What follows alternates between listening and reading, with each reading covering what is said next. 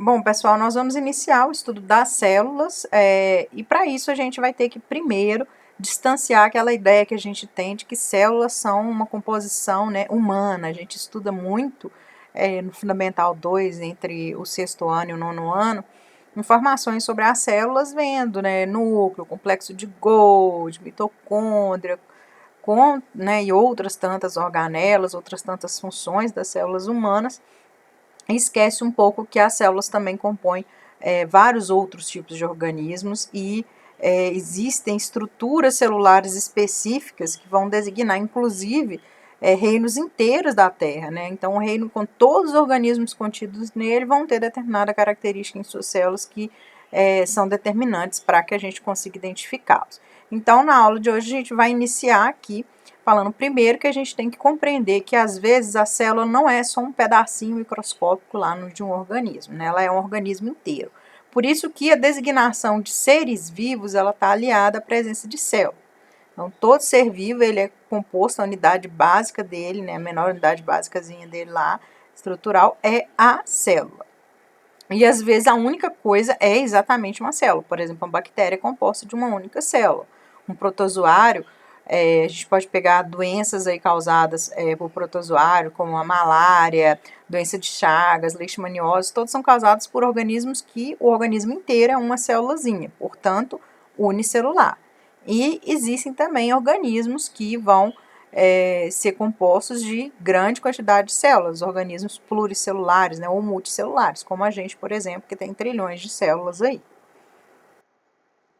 Então, se a gente observar, né, a árvore que contém aqui os 5 reinos representados de uma maneira bem didática, esse de cima aqui que cortou é reino animalia, tá? Então, é o reino dos animais. Esse do meio, reino fungi, que é o reino dos fungos, né?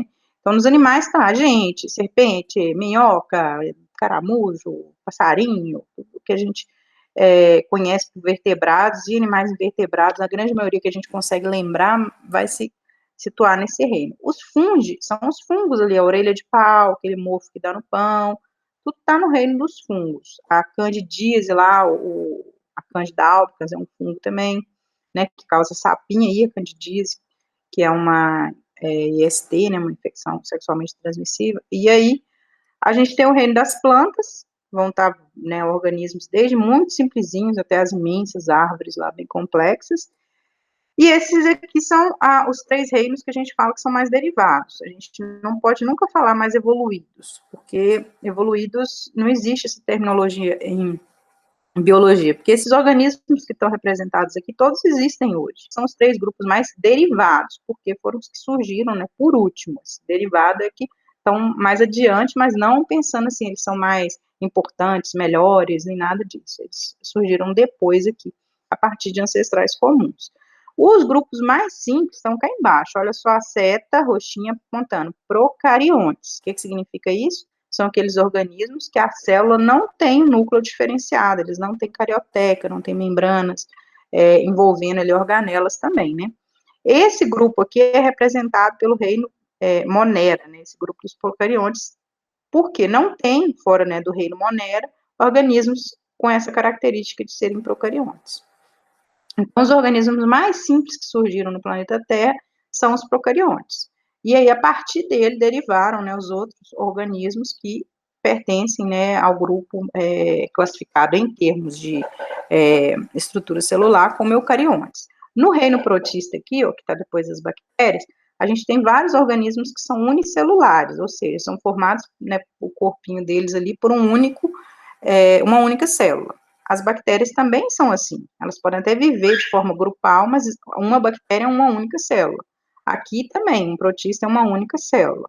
Isso acontece também em alguns casos no reino fungi, mas não é regra, né? O restante aqui, né, os outros 3 reinos, a regra geral é que sejam pluricelulares ou multicelulares, compostos de várias células formando o corpo ali. Aí a gente voltar aí no passado, na história da Terra, isso aqui é fóssil de mais de 3 bilhões e meio de anos, né? Então, na verdade, é uma marca, como se fosse uma digital em rochas, diferentes tipos de rochas, datadas, bonitinhas, com 3,5 bilhões de anos, que demonstra a presença lá de arqueobactérias, são bactérias, está vendo, bem parecido, eu coloquei uma foto aleatória, não sei né, que bactéria é essa representada aqui, mas era só para a gente ver como que tem bonitinha, né, a colôniazinha aqui, igualzinha, está lá representado nas rochas. Então, existem muitos desses fósseis aí, com mais de 3 bilhões de anos, mostrando para a gente quão antigos são esses primeiros organismos, né? E eles eram simples e continuaram simples e têm sucesso até hoje. Tanto é que a gente pode pegar uma bactéria aí mais agressiva e ela destruir nosso organismo, nos levar à morte muito facilmente. Então, nem por, né, pelo fato de ter estrutura arcaica, mas uma origem que remota a tempos bem mais antigos do planeta Terra, a gente é muito mais importante do que elas, assim, se pensar desse ponto de vista de sobrevivência, porque elas conseguem, não todas, tá, gente? A maioria não é patogênica, não vai estar causando mal nenhum, tá no corpo da gente espalhado, um monte de lugar diferente do nosso organismo. Nós somos meio de transporte de bactérias boas, benéficas, ou bactérias que não fazem mal algum para a gente, estão ali convivendo durante a nossa vida toda. Mas as que são patogênicas, elas, uma bactériazinha simplesinha dessa, que nem núcleo tem, consegue destruir, né, o organismo da gente a ponto de levar a gente a óbito. Então, mas o que diferencia, né? O que fez na evolução surgirem, né, organismos que se isolaram ali, né, que criaram um ambiente interno né, que passo evolutivo foi esse, para surgir esse tipo de vida, né, a vida dessa maneira. A principal acontecimento aqui da evolução, que eu acho que a gente tem que levar em conta, é o surgimento da membrana plasmática que envolve a célula, que isola ela do meio ao redor.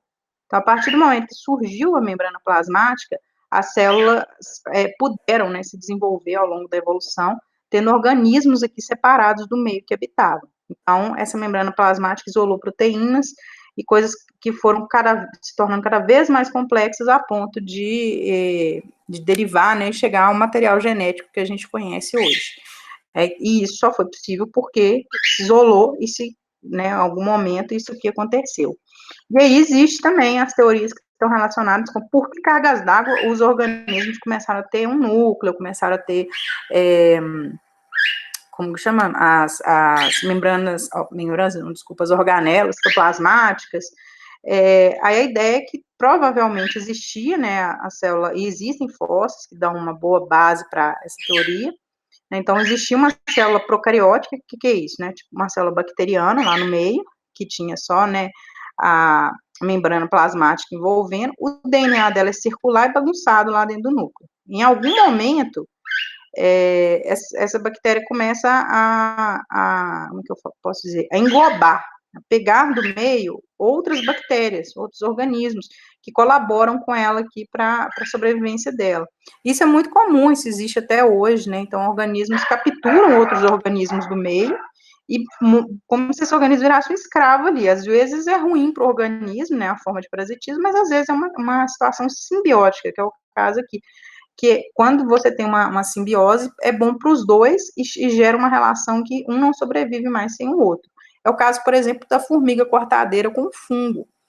Não tem nada a ver com bactéria, mas tem a ver com simbiose. A formiga cortadeira, ela corta as folhinhas lá do jardim, do nosso pomar, né, dos lugares mais absurdos possíveis, e carrega aquela folhinha para dentro do formigueiro. No formigueiro, essa folha é colocada numa espécie de jardim de fungos. Ela cria o fungo, alimenta o fungo com essas folhas que ela corta. E se alimenta ali a partir das hifas, dos brotinhos que vão dando naquele fungo.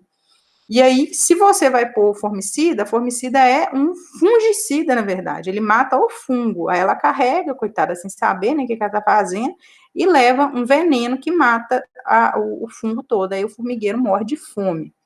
Né? Isso é uma situação simbiótica. O fungo, a formiga não se alimenta. Né? E sem a formiga, o fungo também não se alimenta. E em algum momento lá da história, e aí eu não estou falando de ontem, anteontem, né? A gente está falando de uma escala de bilhões de anos, os organismos que foram englobados aí por seres procariontes se tornaram dependentes deles e eles também se tornaram dependentes desses organismozinhos aqui. E essa é a provável origem das mitocôndrias, que são as estruturas responsáveis pela produção de energia no nosso organismo, a chamada respiração celular. Isso aqui é super importante, a gente entender por que as mitocôndrias, elas têm DNA circular, elas são todas diferentes, elas parecem uma mini bactériazinha dentro da nossa célula, né, só que são várias e várias e várias dentro de cada célula nossa. E bastante independentes na produção de energia, o que demonstra que provavelmente, né, essa base teórica aqui, se não tiver certa, passa bem perto do que deve ter acontecido no passado evolutivo. Outras organelas que também passaram por um processo similar são os cloroplastos, que são a estrutura de fotossíntese das células vegetais. Eles também são bem diferentezinhos das outras organelas, possuem DNA circular, são bastante independentes e parecem terem sido englobados num processo similar a esse aqui. E aí, inclusive, né, as próprias organelas internas das células, acredita-se que sejam invaginações da membrana plasmática. O que significa isso? A membrana foi aumentando aqui de tamanho para dentro, tá vendo? Invaginando, e aí e fechando aqui, isolando, né, de forma que surgiram organelas específicas aqui dentro que fazem funções específicas. Então, você tem retículos endoplasmáticos, você tem complexo de Golgi, você tem lisossomos, todas são estruturas que provavelmente surgiram dessa maneira aqui. Isso são teorias, essas teorias elas são constantemente debatidas, testes são feitos, é buscada evidência, né, de fóssil, evidência também de biologia molecular, para ver se essa teoria é válida ou não. A ciência é feita assim, né? Então, você não fala assim, é isso, e todo mundo aceita. Todo mundo debate, fica tentando provar o inverso para ver se aquilo ali é válido mesmo. Até o momento, é a teoria mais aceita para, né, o surgimento dessas células cada vez mais complexas. Por que eu estou falando dessas células? Isso envolve o conhecimento dos organismos vivos da Terra que a gente não pode ver. Então, aqui em cima a gente tem algumas bactérias, que eu coloquei para vocês, né? E embaixo a gente tem seres unicelulares que já não são mais procariontes, né? Eles possuem núcleo individualizado, mas são compostos de uma célula só. Aqui à esquerda embaixo é um paraméciozinho, que na verdade vai aparecer mais de um aqui, né, no GIF. Ele é um organismozinho de água doce super comum, a gente consegue cultivar ele em laboratório, observar ele em água doce em microscópio simples, ele é bem grandinho. Ele é todo ciliado, cheio de cíliozinhos no corpinho dele, acaba batendo. E o outro aqui ao lado é uma amebazinha aqui se deslocando, né? Parece mais uma plastazinha, né? Mas é um organismo unicelular também, inclusive existem, né? Organismos que causam doenças em seres humanos aí, que invadem o corpo e fazem bastante mal. Então, são exemplos aí, né? Do reino em cima, Monera, são organismos unicelulares e não possuem núcleo individualizado, nem organelas, ou seja, são procariontes. E embaixo aqui a gente tem organismos do reino protista, que são também unicelulares, mas esses já são eucariontes. E aí, como é que esses bichos comem, né? Só falando rapidinho, que geralmente é uma curiosidade que os alunos têm, não perguntam, e depois perguntam em algum momento, quando já passou, né, o momento da aula. Existem os tipos diferentes do organismo englobar o alimento do meio, né? Por exemplo, pode ser fagocitose, né? Que você fagocita o organismo inteiro, tá vendo? A membrana plasmática vai englobando, libera esse pseudópode, que são falsos pés, né? Vai abraçando, e engloba isso aqui, digere esse organismo. E essa pinocitose é bem parecida com a fagocitose, só que isso aqui geralmente é fragmento, né? Não é um organismo inteiro, são pequenas partículas que são utilizadas na alimentação. Então, a maioria vai se alimentar assim, alguns têm uma estrutura que vai remeter, parece para a gente mais com uma boca, né? Uma estrutura própria do corpinho lá, unicelular deles, que vão fazer a ingestão ali da substância, né? Para dentro da célula, mas não tem estômago, não tem nada, porque simplesmente é a célula. Quem digere é essa bolha, né, que é feita aqui a partir da membrana plasmática desses organismos, que vai digerir ali aquela substância que entrou no corpo e liberar os nutrientes aqui e o que sobrou que não é útil para fora do corpinho unicelular ali. Isso é a situação dos organismos unicelulares. Agora, dos multicelulares, né, a gente bem conhece, tem várias situações, a humana específica, a gente vai ingerir a comida, vai para o nosso sistema digestório, vai ser digerido e absorvido o que é interessante, o que não é, vai ser eliminado através das fezes, né, e o que sobrar de metabólico, que já foi queimado e absorvido no organismo lá, nas células mesmo, vai ser excretado na urina. Mas tem variações disso aí no mundo pluricelular, né, ou multicelular. E aí a célula, né, de organismos como os nossos, é extremamente complexa. Coloquei uma imagem aqui só para vocês terem ideia da quantidade de coisa que tem dentro das células. Isso vai variar muito também, assim, por exemplo, vai ter células que estão relacionadas com a produção mais próximas, né, da produção de energia, eles vão ter muitas mitocôndrias. Células que estão relacionadas com excreção, com produção de outras coisas, aí vai variando a quantidade de tipos, né, de organelas que eles têm, né, a proporção da célula aqui que vai ser ocupada por cada tipo de organela dessa. E aqui, por exemplo, tem um flagelo nessa célula, né, microvilosidade representada aqui nessa, mas às vezes nem toda célula tem flagelo aqui, né? Você tem células, por exemplo, que vão ter flagelo, células ciliadas, etc. Células ciliadas dentro do sistema respiratório, por exemplo, para garantir que o catarro, né, que é o muco que está lá no fundo do nosso sistema respiratório, lá nos brônquios, ele suba e seja eliminada ali aquela poeira, aquela sujeira no nariz. Então, nem todas as células vão ter estruturas externas aqui iguais, né? A maioria das células é bastante diferente, porque elas são especializadas em cada tecido. Aí eu vou falar brevemente uma coisa super importante aqui, que geralmente falta no conteúdo, o aluno forma sem saber disso, e, né, termina o ensino médio sem saber disso, e é muito, muito relevante, que são as células-tronco.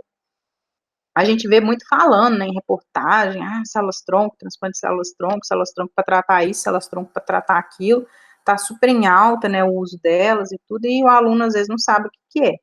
O que ocorre? Quando a gente é um embrião, antes da gente ser um embrião, nós éramos o quê? Um espermatozoide e um óvulo. Esses dois se juntam, tem algumas outras células ali envolvidas em volta ali, mas basicamente são os dois que vão formar um indivíduo. São, né, metade material genético no espermatozoide, metade no óvulo, une ali aquela única célula, né, que agora vai ser formada a partir daquela união, com todo o material genético que o indivíduo deve conter, né, os 46 cromossomos, ela vai se dividir e formar as trilhões de células que o indivíduo vai ter lá na idade adulta dele. O que ocorre? Essas células iniciais ali que vão se dividindo, elas são totipotentes, né? Elas são células que elas podem se transformar em qualquer coisa. E à medida que o indivíduo vai crescendo, vão se diferenciando os tecidos. Existem os marcadores genéticos no DNA lá, genes específicos, que vão determinar o que vai formar o que, onde que vai formar, né, a cada coisa. De vez em quando tem um erro, aí a criança nasce, por exemplo, com espinha bífida, que é um problema que fica exposto uma parte da coluna vertebral, geralmente no final das costas, né? Lá embaixo, na região da sacral, que geralmente fica, mas às vezes fica toda a coluna vertebral exposta. Por que acontece isso? Porque houve um problema ali de formação dos tecidos que deveriam recobrir aquela região. Pode acontecer também da criança nascer com as vísceras para fora, com o coração para fora, viva mesmo, a criança perfeita, mas com essa má formação, que vem do quê? De alguma falha que aconteceu ali na determinação de onde ficava o quê. Literalmente é isso, né, falando a grosso modo. E quando a gente está se desenvolvendo lá como embrião ainda, essas células-tronco é que vão se dividindo ali, dividindo e determinando como que vai ser a célula e onde vai ficar cada célula do corpo da gente. Olha que extraordinário. E isso vem, né, essa informação vem do DNA da gente. Então, esse primeiro desenho aqui redondinho, que está escrito até em inglês blastocisto, é uma fase de desenvolvimento embrionário, em que as células-tronco aqui, elas vão se determinar aqui que tipo celular que ela vai ser, como é que ela vai ser, o formato que ela vai ter, como que ela vai segregar e como que ela vai formar o tecido. E isso tem muito a ver com câncer. Às vezes a gente recebe a notícia que um familiar está com câncer. A gente fica arrasado, mas geralmente vem sempre um e pergunta assim, mas maligno ou é benigno? O câncer benigno, geralmente, por exemplo, uma célula epitelial aqui, vamos supor lá que apareceu um câncer no tecido lá do intestino grosso. Aí fala que ele é benigno. O que significa isso? Está crescendo um tumorzinho ali, por alguma razão, de células do próprio tecido. Então, você extirpa, retira aquele tumorzinho e pronto. Ou então, se ele não incomodar, né, às vezes fica até o caso dele não ser tratado, ser só monitorado. Mas ele não vai, pode até crescer de novo, né, mas ele não vai crescer em outro local. Essa é a questão do benigno. Por quê? Porque ele especificamente, ele tem marcadores aqui que determinam que ele é do tecido epitelial lá, que reveste o intestino grosso. Na célula maligna de um câncer, ela perde na membrana plasmática dela as informações que comunicariam, né, para as células em volta que ela é de determinado tecido. Então, ela não é de ninguém. E ela também não é uma célula totipotente, uma célula tronco, né? Ela é uma célula maligna. Onde ela parar, ela vai se dividir loucamente e, né, sofrendo o processo de mitose e invadindo aquele tecido e se alimentando, né, de tudo que tem naquele tecido, e ela vai ser combatida pelo sistema imunológico como um invasor. Só que às vezes ela não ela é tão, como é que eu posso dizer? Ela é tão agressiva que ela consegue sobrepor o sistema imunológico, ou ela tem marcadores que confundem o sistema imunológico e ela não é devidamente combatida como deveria. E aí o que acontece? Que ela cresce ali e vira um tumor, e às vezes nem tão grande, mas se soltar uma célula dela e cair na corrente sanguínea, vamos supor que eu estou com câncer de pele lá e tal, essa uma célula que foi parar, por acaso, na minha corrente sanguínea, vai parar lá no meu cérebro, e lá, essa uma célula vai se dividir, formar um tumor, e esse tumor vai me levar a óbito. Então, assim, a grande questão do câncer, né, células cancerígenas neoplásicas, né, que a célula maligna, é que ela, né, que ela é mal, né, mas é que ela perde a estrutura dela que define ela para um determinado tecido. Então, à medida que ela vai se espalhando no organismo, onde ela parar, ela vai se desenvolver como um tumor e vai demorar, muitas vezes, a ser combatida, porque ela não é reconhecida como daquele tecido, mas também leva-se um tempo para reconhecer que ela não pertence àquilo ali. A célula benigna, ela tem os marcadores que mostram que ela pertence a um determinado tecido. Então, quando ela cai em outro, de cara, ela já tende a ser eliminada, ela não vai crescer lá. Ela vai crescer só naquele tecido de origem, ela não fica se soltando também da maneira como a maligna solta. Agora, vamos focar um pouco mais, né, no conteúdo da aula, que senão não falo da parte que envolve o PET. Vou falar um pouquinho do núcleo celular, né, que é a parte que é o foco maior aí dos dois PETs, tanto do EJA3 quanto do primeiro ano. O núcleo é basicamente uma estrutura que vai ter o DNA da gente, o material da gente guardado ali. Os organismos, aqui embaixo tem um organismo procarionte, que é uma bactériazinha, né, que tá mostrando aí, não tem núcleo, material genético todo solto, né, já a gente tem um núcleo bonitinho, super bem estruturado, e nesse núcleo a gente tem o DNA, que fica lá todo desenovelado. Vamos imaginar, assim, uma pessoa que costura, aí você imagina que o cestinho de linha dela ali é o núcleo, né, fechadinho. A linha, agora imagina que a linha tá toda solta, tudo bagunçado lá dentro. É desse jeito que o nosso DNA fica, porque ele está em uso constante. Então, cada pedacinho do DNA aqui, ele né, não é pedacinho, né, porque às vezes tem um pedação mesmo, mas cada parte do DNA, ele tem uma informação. A gente chama isso de gene, né? Então, o gene que codifica tal proteína, o gene responsável por tal proteína e tal, que é a base do funcionamento do nosso organismo. Então, a gente tem proteínas que vão determinar da cor da nossa pele, do nosso cabelo, do nosso olho, até como o nosso metabolismo funciona, né? Como se a gente engorda fácil, emagrece fácil, o tamanho que você vai atingir, né, na vida adulta e tudo mais, tudo isso vem do seu DNA, e o seu DNA produzindo proteínas específicas, né, que vão fazer com que o seu organismo funcione. E aí ela tem que ficar lá, assim, o DNA, a molécula, né, tem que ficar lá desenovelada, para que ela, né, libere ali o máximo possível das informações genéticas que a gente precisa ao longo do dia. Acontece que, na hora da divisão celular, a gente vê o material genético como cromossomo. Então, às vezes, até dificulta para o aluno entender a diferença entre o material genético, que ele visualiza, né, com aqueles xizinhos lá, que são os cromossomos, e a imagem do que é a molécula de DNA clássica, né, que é esse trem aqui, né, em dupla hélice. Mas, na verdade, aqui dá para ter uma noção, né, a molécula de DNA, na verdade, ela fica noveladinha, ó, como se fosse uma linhazinha mesmo, uma linha dupla, né, que é o DNA, enrolada aqui ao longo dessas proteínas que são chamadas de histonas. E elas, novelada, é que formam os cromossomos. Então, imagina agora o balaio de linha lá da pessoa que mexe com costura, e aí dentro desse balaio, você precisa organizar cada linha, né, por cor. Você vai fazer o quê? Você vai enovelar. Se você não enrolar essa linha, você não vai conseguir separar ela. E esse enrolamento aqui da linha, né, que seria a linha do DNA, que forma os cromossomozinhos ali. Então, quando ela vai entrar em divisão lá, a célulazinha, esses cromossomos, eles vão se dividir. Então, na verdade, o cromossomo não é dois palitos assim, né, formando esse xizinho, ele é um palito só.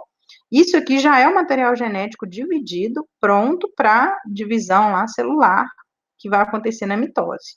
E aí eles vão se dividir, se duplicar, e no meio deles aqui fica uma estrutura chamada centrômero. Ela trava essas duas metades aqui para não dar bagunça lá na hora da divisão celular. E aí a posição desse centrômero é que manda no formato do cromossomo, né? Porque tem os cromossomos diferentes, uns cromossomos mais bonitinhos, outros mais feinhos. Isso aí é o cariótipo humano, olha só. Isso aí é o DNA de uma célula humana. São 46 cromossomos, 23 pares, né, de cromossomos aqui mostrados, mas aí você tá vendo aí, né, que tem um centrômero segurando eles aqui próximos para que essas duas fitas não se separem aqui.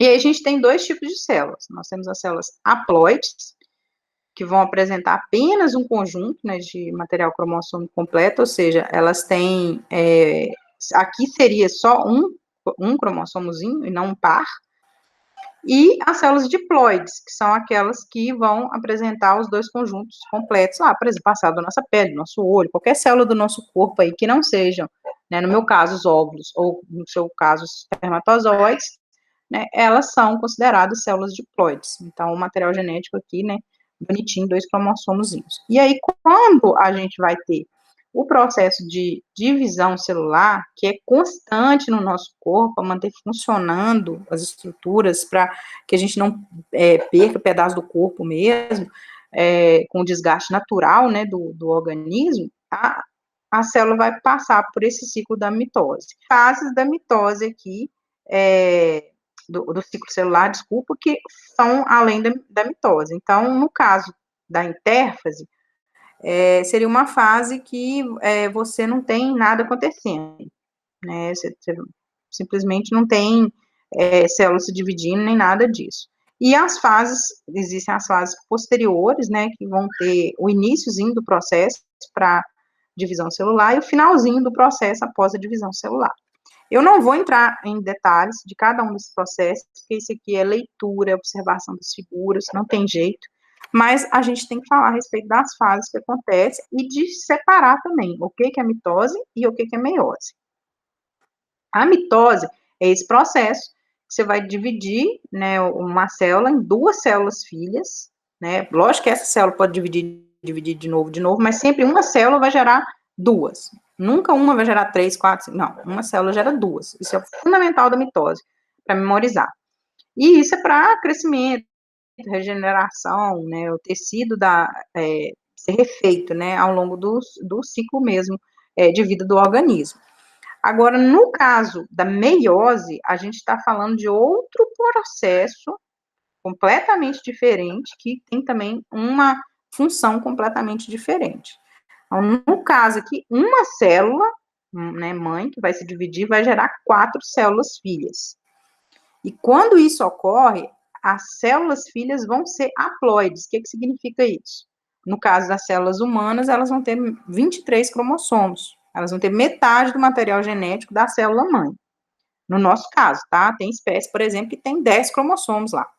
Aí a célula filha, né, de um organismo desse, né, se gerar uma célula haploide, vai ter 5 células só. 5 moléculazinhas lá de DNA.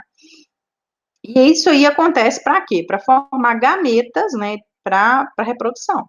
Então, quando o espermatozoide junta com o óvulo, se o espermatozoide tiver mais do que 23 cromossomos, ou o óvulo tiver mais que 23 cromossomos, isso vai gerar um problema. A gente conhece um que é muito comum, que é chamado de trissomia do cromossomo, né, do par 21, ou síndrome de Down.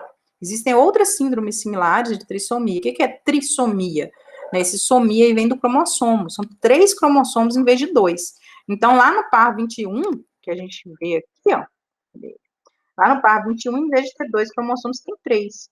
Né? Isso gera uma série de problemas de graus variados, né? Tem pessoas com síndrome de Down hoje que têm uma vida completamente independente, mas tem alguns que sequer conseguem sobreviver à primeira infância de tantos quantas sequelas, né, de tantos problemas ali físicos e de saúde em geral que a trissomia gera.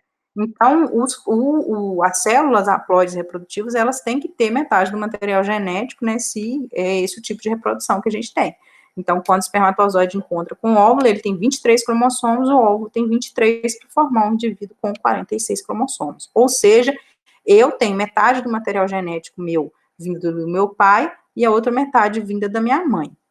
O meu pai tem metade do material genético dele vinda da minha avó e a metade vinda do meu avô.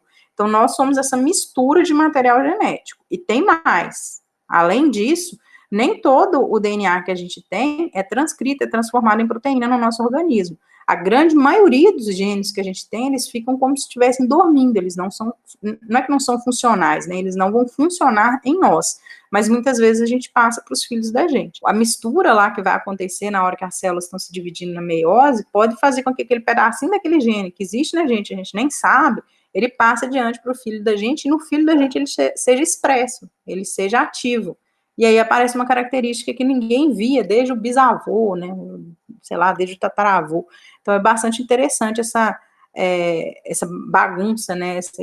Essa mistura louca que o DNA faz quando a gente está, né, tendo filhos, está se reproduzindo ali. Isso acontece com o ser humano e com tantas outras espécies.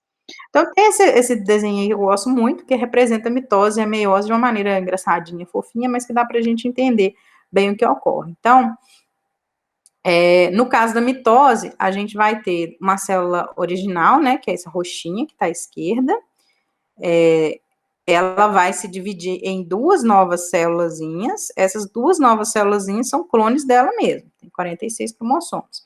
No caso da meiose, você tem uma célulazinha que divide em duas, essa que dividiu em duas vai se dividir novamente em mais duas, ou seja, vai formar mais 4. Então, esse processo da meiose é bem diferente da mitose, né, e tem fases diferentes também.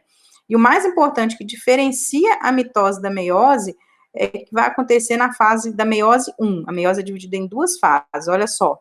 Na fase inicial da meiose, ela divide em duas células, já com 23 cromossomos. Olha só que interessante aqui, a célulazinha cinza e a azul, elas já vão estar com 23 cromossomos cada uma, ou seja, já são células haploides. E aí elas vão sofrer uma nova divisão parecida com a mitose, sem perder mais material genético, né? Elas vão duplicar esses 23 cromossomos e dividir de novo, formando mais duas células com 23. Deixa eu ver se, né, fazendo uma coisa por vez. No caso aqui, a gente está representando esse GIF, né, está representando a mitose, né, as fases dela. Então, na fase inicial da mitose, tem que esperar começar de novo. A gente vai ter o fuso mitótico formando aqui, bonitinho, e os cromossomos pareados e duplicados. Depois eles vão se separar, olha só, metade para um lado, metade para o outro. E aí que vem a fase, né, que vai englobar uma célulazinha só. Né? Nesse iniciozinho aqui é fundamental que duplique os cromossomos, porque na hora que puxar para um lado, puxar para o outro, vai continuar com a mesma quantidade de cromossomos de um lado e a mesma quantidade do outro. E esse fuso mitótico, que é essa estrutura aqui, é que vai guinchar, né, arrastar esses cromossomos e separar ali eles através, né, daquele meiozinho, que é o centrômero. Feito isso, é isolada aqui, né, uma membrana plasmática, né, ela isola uma célula da outra, e aí você tem as duas células filhas aqui bonitinhas. E isso que é o processo de mitose, isso que é o processo, né, de regeneração, etc. Isso vai acontecer também quando a gente está em desenvolvimento lá embrionário, né, o embriãozinho, uma célulazinha que foi formada por espermatozoide e óvulo, ele vai se dividir várias e várias vezes por mitose. Na meiose 1, a gente tem, a partir, né, da intérfase, que é a fase que a célula não está se dividindo, a prófase 1, que os cromossomos ficam pareados ali bonitinhos, olha só, mas eles não se duplicaram para, como é que eu posso dizer? Eles se duplicam, eles têm centrômero e tudo, mas eles não se pareiam aqui como ocorre, cadê? Nossa, mas o desenho aqui tá tão ruim. No caso da mitose, eles pareiam um em cima do outro, tá vendo? Eles vão em filinha assim. Pra quê? Pra que na hora que o fuso mitótico puxar aqui, vai separar as cromátides irmãs. O que significa isso? As duas metades de um cromossomo só. Ele vai separar metade para um lado, metade para o outro. Essas duas metades são idênticas. Isso acontece na mitose. Então, quando separar aqui, né, vai ter 46 cromossomos enfileirados e vai ficar 46 pauzinhos de um lado, 46 pauzinhos do outro. No caso da meiose, nessa fase da meiose 1, o pareamento aqui, ele não é as cromátides irmãs, são os próprios cromossomos, tá vendo? Ficam do lado do outro, o próprio par de cromossomo. E aí, quando termina a meiose 1, fica metade só dos cromossomos, aqui está representado por uma célula com 4 cromossomos, né? No final, vai sair 2 células com 2 cromossomos cada um. Apesar deles terem duplicado, né, a cromátide de irmã, ter o centrômero, a primeira coisa que acontece aqui, né, a partir, né, desse momento que a meiose 1 terminou, é que você ficou com uma célula com metade do material genético de um lado, uma célula com a outra metade do outro. Né? Não é metade, como é que eu posso dizer, uma metade planejada, não. Você divide, né, cromossomo vai para um lado, cromossomo vai para o outro. Aí começa a sinuca, né, da loucura aí, da genética, que é bem bacana. E aí, aqui, essa célulazinha veio para cá, essa outra célulazinha veio para cá. Aí a gente tem a parte da meiose 2. Na meiose 2 que vai acontecer a separação ali, né, na altura do centrômero, das cromátides irmãs, que são as duas metades, né, duplicadas ali do cromossomo. Aí aqui não está mais separando o material genético, metade para um lado, metade para o outro, né? Está separando um material idêntico, né, que foi duplicado aqui na época da prófase 1, lá na meiose 1, aí esse material idêntico vai formar, né, as novas 4 células filhas aqui. Bom, então agora que a gente viu como que as células se dividem, como que o material genético se divide tanto na mitose quanto na meiose, a gente vai trabalhar a parte específica do que tem, né, nesses cromossomos, porque é tão importante esse processo, esses dois processos de divisão, né, seguirem dessa maneira. Bom, para isso eu estou com uma imagem aqui, né, de cromossomos homólogos. O que são os cromossomos homólogos? Eles vão ter, né, a informação neles, tanto em um quanto no outro, de genes que vão determinar certas características. Então, tem várias, milhares aí de características do nosso organismo que vão ser determinadas dessa maneira. E aí, cada cópia, né, desse par de cromossomo vai ter um gene que pode ser dominante ou pode ser recessivo. A gente já vai entrar nisso, mas primeiro eu preciso que vocês memorizem esse tipo de representação. Pode vir os dois padrões de representação dos cromossomos, sejam eles assim em forma de X, seja em forma desse pauzinho aí único, olha só. As duas coisas são cromossomos homólogos. Qual que é a diferença entre eles? No que está à esquerda, que são dois pauzinhos, né, só a representação, né, cada cromossomo aí do par homólogo é um pauzinho, seria uma célula que não está passando por um processo de divisão celular. Ela está lá no metabolismo dela normal. Quando ela vai passar pelo processo de divisão celular, ela duplica as cromátides irmãs, ou seja, ela cria uma segunda metade ali do pauzinho, né, que é a cromátide irmã, para que, quando ela for fazer o processo de mitose, as cromátides sejam separadas, o que também vai acontecer lá na parte da meiose 2, como eu já expliquei para vocês. Então, a gente pode lidar com as duas representações para cromossomos homólogos. Eu optei por utilizar aqui a figura que está na própria apostila, né, no PET de vocês, que tem aquela representação que seria o cromossomo antes da duplicação, né, da cromátide irmã, o cromossomo na célula que não está se dividindo ainda. Então, a gente teria aí, né, genes que eu coloquei, né, genes que a gente chama de alelos, né, o alelo de um lado e o alelo de outro. Então, à esquerda esse V maiúsculo e à direita, ainda no desenho da esquerda, né, mas o Vzão e o Vzinho seriam alelos diferentes para condicionar a mesma coisa, a mesma característica. Nesse caso aí, está falando em cor da semente. E nos cromossomos representados em verde, está falando em forma da semente. Por que está falando dessas características especificamente aqui? Semente de quê, né? Aí a gente entra um pouquinho nas leis da genética, que eu vou fazer uma pincelada básica nelas, para a gente poder responder as questões que vêm para a gente aqui no PET. Bom, lá em 1800 e tantos, um senhor muito curioso, na verdade um monge, né, chamado Gregor Mendel, observava que havia uma variação muito grande das sementes de ervilhas. Então, existiam sementes verdes, semente amarela e sementes também que tinham, elas eram mais lisinhas, né? Ou elas eram todas carcachentas, enrugadas. Então, ele começou a perceber que ao misturar, né, ao cruzar, e aí cruzamento pólen, que ele pegava e passava de uma flor para outra, né, fazendo esses cruzamentos, isolando a planta para que não tivesse polinização, ele conseguia manipular a descendência, ou seja, ele conseguia manipular como que surgiriam, né, as sementes daquelas plantas. Aí, eu já estou mostrando para vocês aqui o que basicamente é a representação que a gente vai ver na maioria dos livros, provas e tudo que a gente fizer, que é a forma de expor esses cruzamentos. Então, quando a gente está vendo aí esses dois V's maiúsculos e a bolinha amarela, a gente está vendo uma ervilha, né, amarelinha, que é pura, né, no sentido dos alelos. O que são esses alelos? Vamos lembrar lá do cromossomo, dos cromossomos homólogos. Então, o gene que estava de um lado, num dos cromossomos, e o gene que estava do outro, ambos são genes dominantes. Então, eles são representados por letra maiúscula. O que significa ser dominante? Vamos olhar para a segunda linha aí, olha só. Na segunda linha a gente tem V maiúsculo e V minúsculo em todas as ervilhazinhas, e todas elas foram amarelas. Esse V maiúsculo significa que tem a presença de um alelo dominante ali. E mesmo o outro alelo, que é o gene presente no segundo cromossomo, sendo recessivo, não muda a coloração. Todas as ervilhas da primeira geração ali, né, de cruzamento, elas vão ser amarelas, não tem como alterar isso.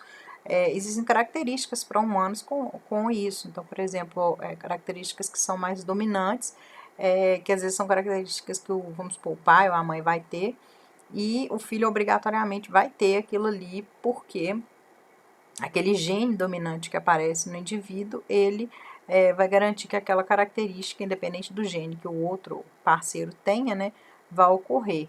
E aí, é isso aí que a gente está vendo também com as ervilhas, é isso aí que o Mendel viu. Então, ele criou, a partir disso, né, foi criada a primeira lei de Mendel, que vigora até hoje na genética, que é a ideia de que existem, né, genes, na época ele não sabia que eram genes, não existia genética, mas ele sabia que existiam fatores determinantes para as características das ervilhas que iam mandar, né, a maneira como no cruzamento, né, de indivíduos puros, um indivíduo ia ter característica que ia sobrepor a característica da outra. Olha só, a característica amarela sobrepõe a característica verde.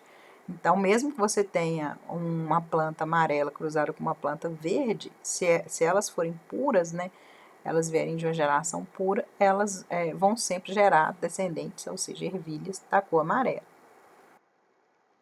E o Mendel também percebeu que se você pegasse essa geração toda né, que gerou frutinhas amarelinhas lá nas ervilhas, e você pegasse só esses indivíduos, né, isolasse eles, controlasse para não haver polinização, né, acidental, e cruzasse entre eles, aí apareceria uma proporção, né, de a cada 4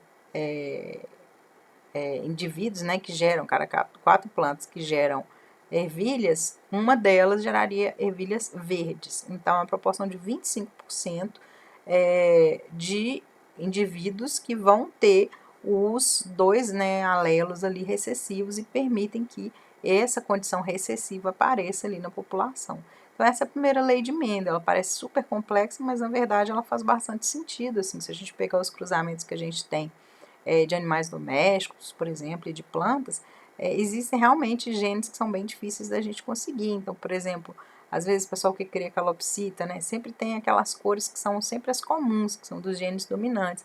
Mas aí de vez em quando você consegue uma coloração diferenciada, que é o gene recessivo, super difícil de conseguir. Por quê?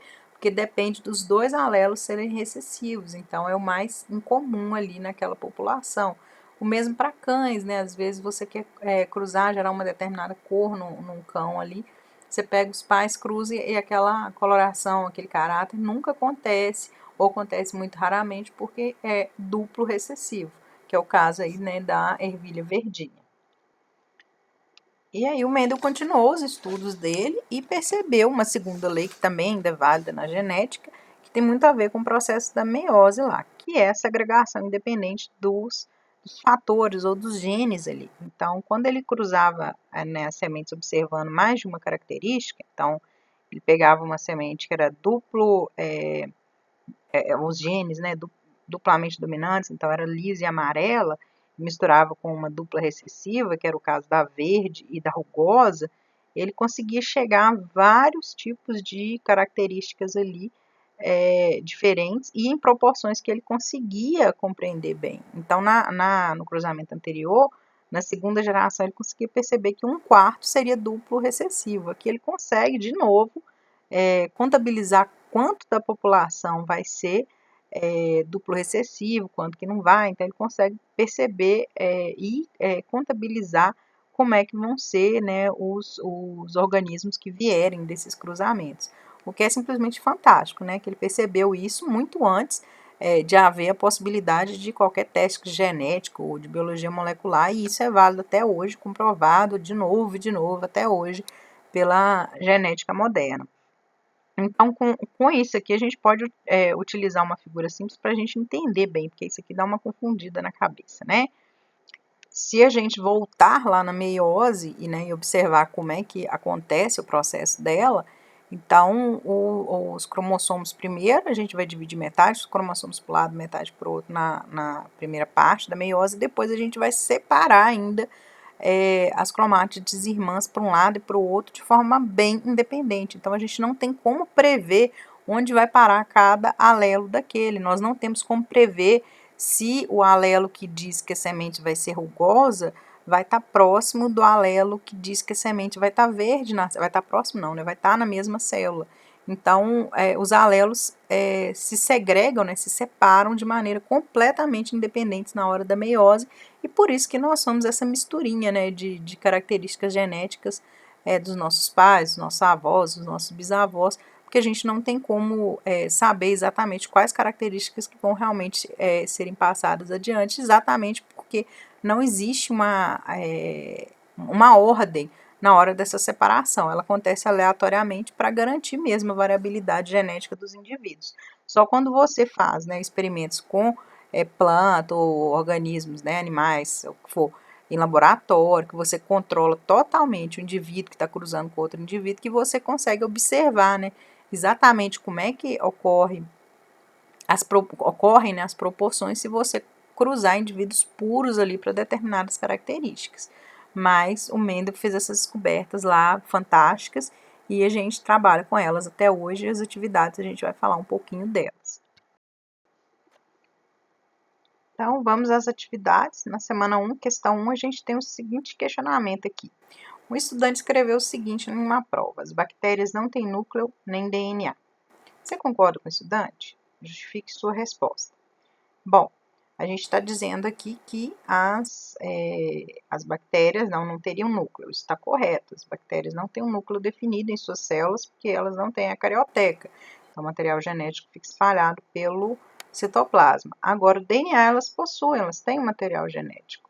Ele só não está isolado dentro do núcleo. Então, é o ideal que vocês expliquem isso, né? Uma parte da resposta aqui está correta, porém as bactérias possuem sim DNA ou RNA, depende da bactéria, e isso faz, né, delas indivíduos, né, organismos que têm sim material genético. Na questão 2, é o seguinte: Platão escreveu o seguinte em um simpósio: diz que um homem é o mesmo, no entanto, durante outro intervalo que separa a juventude da velhice, no qual se considera que cada animal tem vida e identidade, passa ele por um processo perpétuo de perda e reparação. Os cabelos, a carne, ossos, o sangue, todo o corpo estão sempre mudando. Interprete a frase e justifique-a do ponto de vista dos conhecimentos sobre divisão celular.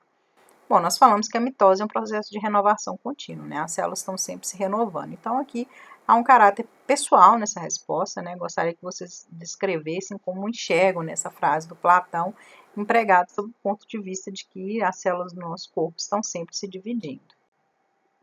Agora, a questão 3, ela traz para a gente umas imagens, né, que mostram várias células vegetais em diferentes momentos do ciclo celular e está sendo questionado aqui na letra A qual processo de divisão celular está sendo representado nessa figura. E aí eu vou colocar para vocês uma colinha aqui, né, que tem as fases da mitose. A gente vê claramente que é uma mitose, por quê?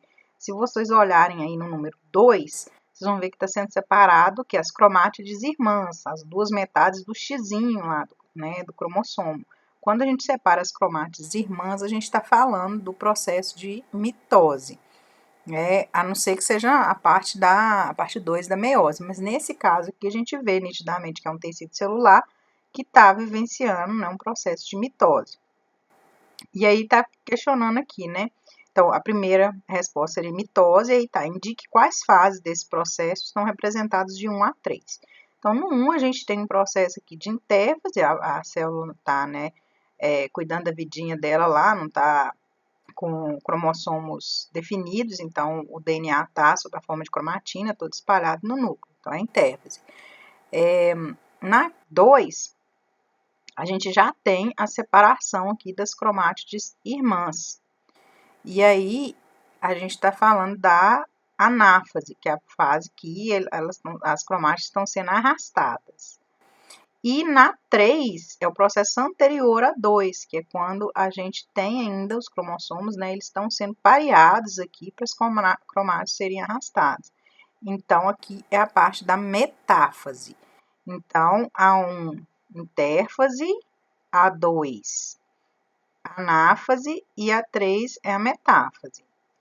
E aí, qual a função desse processo para os seres vivos? Esse processo aqui serve para, como a gente já falou anteriormente, né, a mitose, ele é para regeneração de tecidos, para crescimento, para manutenção, né, dos tecidos e do organismo vivo através da divisão celular, né, que acontece mesmo ao longo das nossas vidas.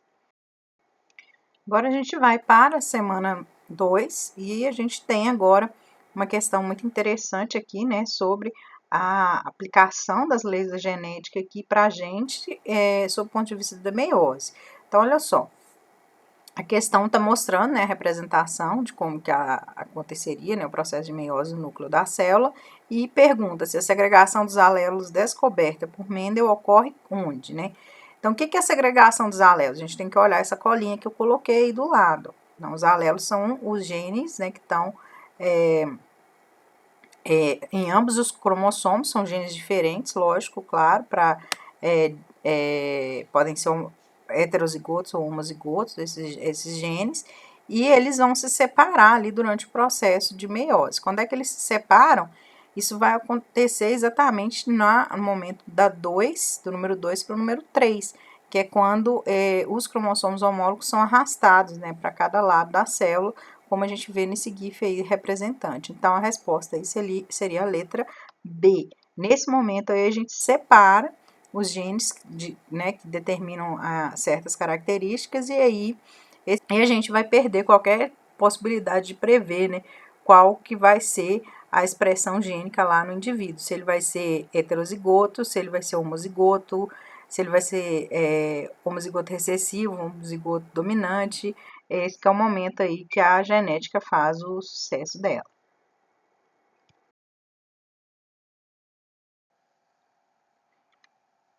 Agora, para a próxima questão, nós temos algo que já foi respondido de certo modo anteriormente, que é o seguinte: Mendel, durante as suas pesquisas, elaborou algumas hipóteses. Entre essas estava de que fatores se segregam quando ocorre a produção dos gametas, que é exatamente o processo da meiose, né? O que Mendel chamou de fatores, hoje sabemos que se trata dos genes, né? A letra B. Então, são os genes que estão ali, né, nos cromossomos, que vão ser levados, né, à medida que os cromossomos são arrastados por um lado e por outro ali, durante o processo da meiose que a gente acabou de ver na questão anterior, os cromossomos levam os genes ali de forma independente, e essa segregação, né, é que gera ali as variações que a gente tem nos indivíduos filhos, né, a partir dos cruzamentos que o Mendel conseguiu fazer lá nos períodos de experimento dele.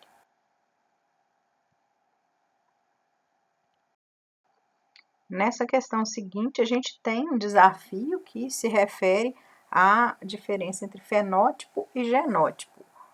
Falamos muito pouco disso na própria apostila de vocês, mas o genótipo seria, né, os genes, né, as características que estão ali descritas no DNA da gente, de qualquer animal. O fenótipo seria a expressão desses genes. Então, aqui na questão está dizendo o seguinte: imagine que no cruzamento entre dois ratos de pelagem preta, que é uma característica dominante, nasceu um filhote de pelagem branca. Ao observar esse fato, podemos afirmar que, bom, primeira afirmação aqui, os pais do rato branco são heterozigotos. Bom, se a pelagem preta é uma característica dominante, significa que se aparecer, por exemplo, vamos chamar a cor preta, né, o gene lá para a cor preta de P. Quando você tem o P maiúsculo, que é o gene dominante, nos alelos lá dos cromossomos, a gente sempre vai ter a questão, né, dos ratos filhos com o fenótipo preto. Agora, para a gente ter uma pelagem de outra cor, que aqui no caso a gente está falando branco, né, no exercício, a gente teria que ter os dois, o P, né, lá dos genes, Pzinho e Pzinho. O que significa isso? Os dois genes homozigotos recessivos. Então, eles teriam que ter aquela característica igual da ervilha. A ervilha com V, se tiver o V maiúsculo, que é dominante, ela sempre vai ser amarela. Para ela ser verde, ela vai ter que ter os dois Vzinhos minúsculos lá, para garantir essa característica né, através dos cromossomos dela. No caso aqui, a primeira pergunta, a primeira opção, diz que os pais do rato branco são heterozigotos. Bom, eles têm que ser heterozigotos, por quê? Se eles fossem homozigotos, eles teriam os dois genes para pelagem preta dominantes. Já que eles são pretos, então eles teriam que ter pesão, né? Os dois cromossomos. Como eles tiveram crias ali, eles tiveram um filhote de pelagem branca, significa que nos genes deles existem, né, o alelo recessivo. O que significa isso? Tem o P minúsculo lá, assim como na ervilha, lá no segundo cruzamento, a gente teria aquele Vzinho, né? Então, o Vzinho seria a demonstração da presença do gene recessivo ali. Essa estaria correta. Agora, vamos ver o que tem de errado nas demais. Na letra B, os pais do rato branco são homozigotos. Incorreto, né? Se eles fossem homozigotos, tivessem os genes, né, puros, assim, por assim dizer, eles seriam pais de só crias da cor preta. O rato branco é heterozigoto. Bom, com certeza ele não é, já que a característica dominante é a pelagem preta, então é obrigatório que essa característica dominante, né, seja com o gene dominante. Para o ratinho branco ser filho dos ratos com essa característica dominante e ser heterozigoto, ele teria que ser pretinho, igual os pais lá, porque ele teria que ter o gene dominante nele. Na D, o rato branco tem o mesmo genótipo dos pais, diferindo apenas no fenótipo. Incorreto, né? Porque a característica depende o genótipo. O que é o genótipo? Do DNA lá, dos genes dos pais, para se apresentar lá no fenótipo, que é o gene aqui dos filhos. Existem situações que o fenótipo pode mudar. Por exemplo, existem condições que coelhos, em determinadas temperaturas, mesmo tendo, né, determinados genes, eles podem alterar da cor branca para a cor preta, mas isso são condições muito atípicas. E nesse caso aqui não foi mencionado nada disso na questão. Então a gente pode supor que essa daí está completamente errada, a não ser que a gente tivesse mais informações. Não temos informações, está errada. A letra E, é impossível que o rato branco seja filho dos ratos de pelagem preta. Não é impossível. Né, porque não foi, né, foi informado que os dois ratos de pelagem preta têm a característica dominante, mas não foi dito que eles eram homozigotos dominantes. Aí sim, se eles fossem homozigotos dominantes, seria igual à primeira geração aí da ervilha, olha só. Quando né, os dois pais, aí, né, as duas criaturas pais, têm a homozigose, ou seja, os dois genes, os dois alelos, os dois cromossomos, são iguais e são dominantes, você não tem, né, como ter lá nas crias uma variação diferente disso. Então, é a letra A aqui a questão correta. E agora, seguindo o caminho para encerrar aqui as atividades, a gente tem a 4 e a 5. Então, na 4, a gente tem a seguinte questão. Se há uma situação que os pais de duas crianças expressam um determinado fenótipo, ou seja, né, uma característica, sendo que um filho expressa um fenótipo igual ao dos pais e outro não, vamos supor, um filho tem cabelo cacheado e outro não, um filho tem os olhos claros, outro não, qual genótipo esperamos observar nos pais? Né? Se essas crianças ali, filhas dos mesmos pais, né, da pai e a mãe, têm características diferentes ali, a gente espera que os pais tenham um genótipo heterozigoto. O que significa isso? É a mesma questão lá da ervilha, né? A gente espera que os cromossomos homólogos lá dos pais para determinada característica tenham os dois genes, né? O gene dominante e o gene recessivo. Num filho, o gene dominante foi expresso, no outro foi o gene recessivo. Então, por isso que os filhos têm essas características diferentes. Então, a resposta aqui é que a gente espera encontrar um genótipo heterozigoto. Por fim, na questão 5, nós temos o seguinte enunciado. Considere uma planta que pode apresentar flores brancas ou amarelas, e que essa característica é determinada por um par de genes, sendo que o gene recessivo, em homozigose, determina flores brancas, e as flores amarelas são expressas por seu alelo dominante. Eu coloquei uma figura aí só para a gente imaginar isso, né? Nessa geração inicial, aí, as flores branquinhas, né, estariam representadas pelo alelo recessivo, que seriam os vizinhos minúsculos, e as flores amarelas pelo alelo dominante aí, em homozigose. O que significa? Ela tem os dois alelos dominantes. E na geração seguinte, a gente vê que mesmo tendo a presença do alelo recessivo, V minúsculo, ainda a plantinha geraria flores amarelinhas, porque o alelo dominante, né, o V maiúsculo, é o que manda nessa característica, se ele estiver presente. E aí, continuando o enunciado, um produtor de flores resolveu cruzar dois indivíduos para obter na geração seguinte indivíduos que expressam apenas flores amarelas. Para conseguir uma geração com fenótipo com 100% de flores amarelas, o produtor deve cruzar indivíduos com quais genótipos? Aí a gente tem que voltar na figura para entender. Se ele misturar indivíduos da coloração amarela, ele até tem uma chance muito grande de ter vários indivíduos que vão gerar flores amarelas. O problema é que se ele não tem como fazer uma análise genética, e geralmente a gente não tem, né? Ele não vai ter como saber se esses indivíduos de cor amarela, eles vão ter o gene recessivo. Se eles tiverem, olha só o que vai acontecer na geração F2. Vai aparecer flor branca lá no meio da confusão, e ele não quer flor branca. Então, o ideal para ele garantir que existam nessa população ali só flores amarelinhas, é que ele tente cruzar indivíduos puros, né, da geração amarela, que ele tem certeza que só tem o alelo amarelinho, e aí ele pode cruzar ou com indivíduos amarelos também, com alelo homozigoto ou heterozigoto, tanto faz, ou com indivíduos brancos, mas que um dos indivíduos seja homozigoto dominante. Então, ele tem os dois genes, né, o Vzão aqui que eu usei de exemplo, para garantir que a presença desse Vzão, esse gene, né, alelo dominante lá nas plantas filhas, façam com que todas as flores nelas sejam amarelinhas. Então, é isso que é necessário.